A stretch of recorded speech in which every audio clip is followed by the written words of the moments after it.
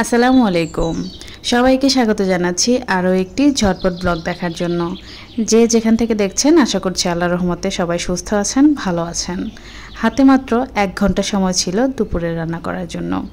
সকালে নাস্তাটা তৈরি করতে একটু দেরি হয়ে গিয়েছে, সেই সাথে আবার আমাকে খেয়ে দুপুরের পরে বের হতে হবে। হাতে খুব একটা সময় নেই।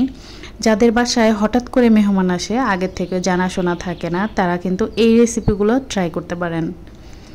আমি এখানে ইলিশ মাছের দু পেঁয়াজা করছি। ইলিশ মাছের দু পেঁয়াজা রান্না করতে কিন্তু খুব বেশি সময় লাগে না, জাস্ট পেঁয়াজটা সেদ্ধ হলে মাছটা 5-7 মিনিটেই হয়ে যায়। পেঁয়াজগুলোকে আমি ভালো মতো কষিয়ে মাছ দিয়ে দিচ্ছি। মাছগুলোকে উল্টে পাল্টে এখানে পানি দিয়ে দিব। ইলিশ মাছ খুবই নরম প্রকৃতির একটা মাছ, তাই খুব বেশি নাড়াচাড়া করে রান্না করা যায় না। যখন মশলাটা কষিয়ে কাঁচা মাছটা দিবেন তখনই কিন্তু একটু নেড়ে মশলা মাছের গায়ে লাগিয়ে দিতে হবে। আমার মাছ রান্নাটা হয়ে গিয়েছে, এখন আমি এটাকে তুলে নিচ্ছি।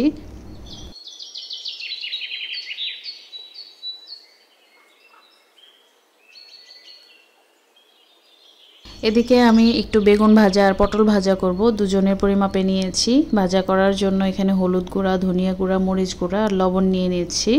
সেই সাথে দিয়ে দিচ্ছি একটু সরিষার তেল। মশলা মাখানোর সময় তেল দিলে মশলাটা কিন্তু বেগুনের গায়ে লেগে থাকে, আর সরিষার তেলের কারণে এটার ঘ্রাণটাও ভালো আসে। এদিকে আমি ভাতের চালটা ধুয়ে বসিয়ে দিচ্ছি। ভাতে কিন্তু একটু মরা চাল আছে, এটা বাড়ির চাল। বাড়ির চালে এরকম মরা চাল একটু থাকেই, কোনো অসুবিধা নেই। বাড়ির চালের ভাতের স্বাদ কিন্তু অনেক বেশি, সেই সাথে এই ভাতের ঘ্রাণটাও কিন্তু অসাধারণ আসে।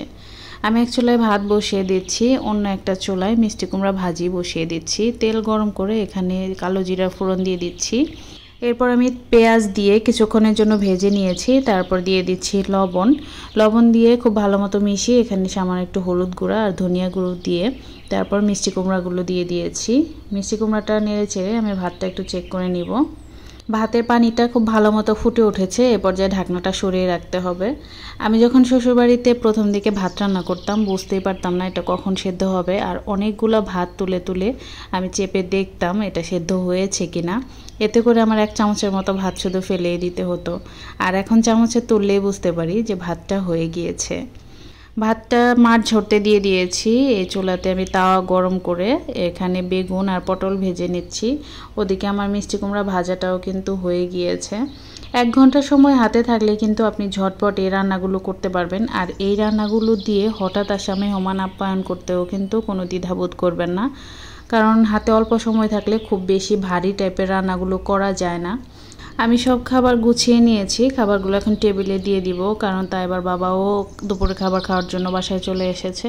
ওকে আমি খাবার দিতে যাচ্ছিলাম, ও বলল যে তামজিৎ ঘুম থেকে উঠে গিয়েছে, তাহলে ওকেই আগে খাওয়াও।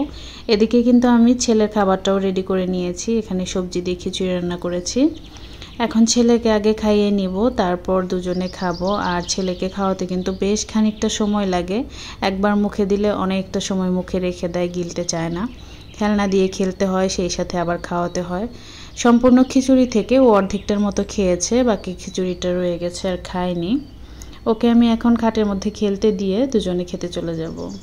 তামজিদের নতুন খেলনা হচ্ছে টিস্যু আর হচ্ছে টিভি রিমোট। এই রিমোটটা খাটের ওই পাশে নিয়ে ও খাটের সাথে ঘষা দেয়, একটা আওয়াজ হয়, আর এটাই হচ্ছে ওর খেলা।